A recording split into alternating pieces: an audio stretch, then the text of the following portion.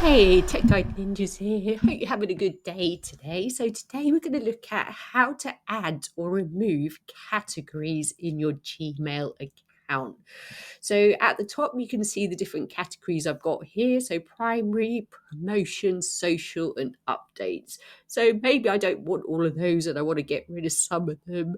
All I have to do is I go to settings, see all settings, and then I'm going to go to inbox. So here you can see your categories. So primary is your main one. You can't do anything to that. That's there by default.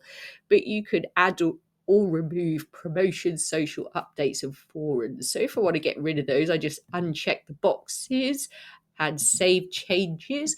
And you can see I've got no different categories at the top, just one primary inbox. But say I just want to add one of those, I just want one category. I could go back to settings, see your settings, inbox, and I think I'm going to turn on updates. So I'm going to click save changes, and then back in my account, you can see I've got two categories now, primary and updates.